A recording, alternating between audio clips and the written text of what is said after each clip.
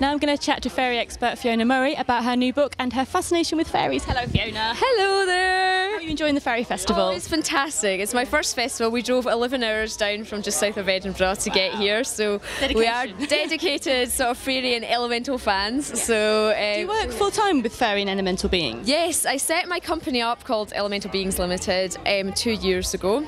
Previous to that, I actually worked in Scottish politics. I worked in Scottish Parliament for 4 years as an environment researcher, and I then moved to RSPB Scotland to be Conservation Policy Officer. So I'm really passionate about the environment. I'm really, into working with them. But it was only actually 6 years ago that I've always been fascinated by fairies and crystals, but that was as far as it went. But 6 years ago I took seriously ill, and when I was in my recovery, I started to experience beings in other realms, and they asked me to write a book. So I wrote my book, Messages from Nature's Guardians. So cool. It's the first book of its kind. It's the first book that actually talks about all the different elementals, because obviously the fairies are just part of the elemental kingdom, and often the other elementals, such as the mermaids, the unicorns, the gnomes, the sylphs, they kind of get forgotten about a bit. I know. And because I was an environmental scientist and I'm clairaudient, so I'm actually able to hear them now, because that sixth sense developed, while I was ill, was it? Yes, it was really my sixth sense kept me alive. It kept me going because my other senses were completely scrambled, and I couldn't move, for a year and a half. So when they started to speak to me, they were telling me all about the environment and saying about how much help they were wanting and how they really want people to be caring for the environment. Start looking into folklore creatures again, such as them, start trying to connect back to the nature spirits, and they'll heal us as much as they can, So I got profound healing from all the elementals, which the book's really my journey from starting off thinking, are fairies really real, to the end of it communicating with Mother Earth Gaia herself. And it's full of really pretty pictures, if I can find some, because we've got Linda Ravenscroft. Wonderful. As well, so oh gosh, I did have loads, but there you go. So that's a Linda Ravenscroft. That was my 2 guardian fairies. That is my representation of Eldmina and Romina and Eldmina, and basically yes, they were my guardian fairies who helped me get better. So everybody could have guardian fairies. Just I really want to encourage people, because nobody's written about guardian fairies apart from me that I know of. It's all about guardian angels, but not much about guardian fairies. And lots of people have got guardian fairies who can help them a lot in their life too. So I go out and hunt for fairies, work with your guardian fairies. And Is this all brand new then, this book? it was just launched on Friday, so I launched it here at the Fairy Festival. So yeah. Can you get hold of it by your website? You can get to it on my website, which is www.elementalbeings.co.uk, or I've got a shop website, which is www.alphedia.co.uk/shop. But you'll get either way. So yes. I'm really glad you enjoyed it. I run workshops all over Scotland, and I'm actually doing my first residential workshop on fairies and mermaids. So that's the last weekend in September, and it's in Scarborough. So it's a residential workshop, and you get all your food, all your accommodation, all your classes for under £200. So it's a pretty good deal, because most residential workshops are, yes. But I wanted to make it so that people could come along and enjoy it. So I like to, I don't want to rip people off with this. It's fair exchange of energy, and I think that's the way the spiritual world's starting to go, So the fairies set all my prices on everything. I do. I don't get a choice. They tell me how much everything's got to be. So yeah. So it's. What are these crystals you got here? Yes. So these are a brand new meditation tool. They're actually called the Ascension Spheres. So what they do is they attune you to the pure consciousness of the deity that you choose, your energy is drawn to. So we've got elementals, you have ascended masters, goddesses and archangels, and they've been really, really popular. They're developed by a man called Mark Lepus. He was at the festival earlier, yes. But did you meet Mark?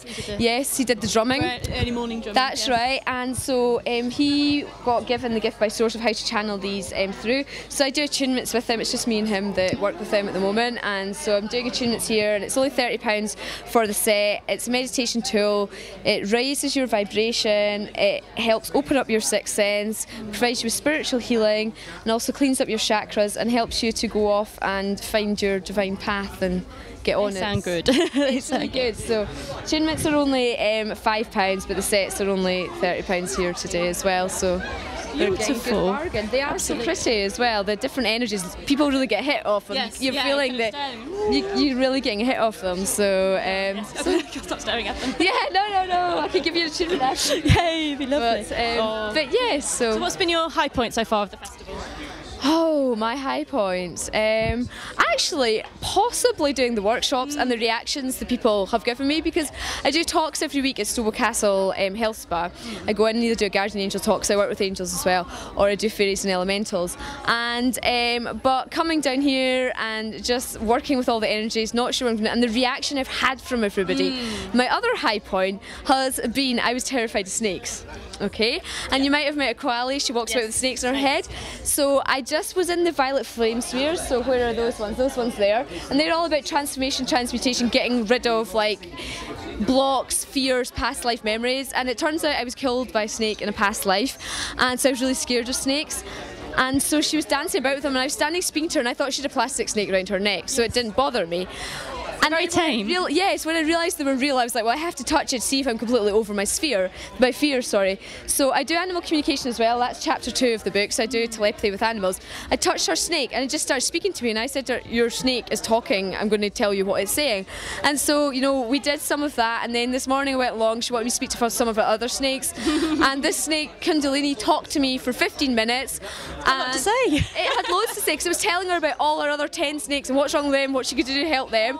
And then I was like, I think I might be able to hold it now, and I've got pictures of it draped around my neck. Well, I could never have held a snake like a few months ago. So, combination of the violet flame spheres, being in all this fairy energy, and her gorgeous snake. They are lovely. They are lovely. Them. I can't wait to like stroke them and hold them again. It's crazy. I was terrified. I know. So again, that's another thing that people can do. You know, animals are talkative. They will communicate with you.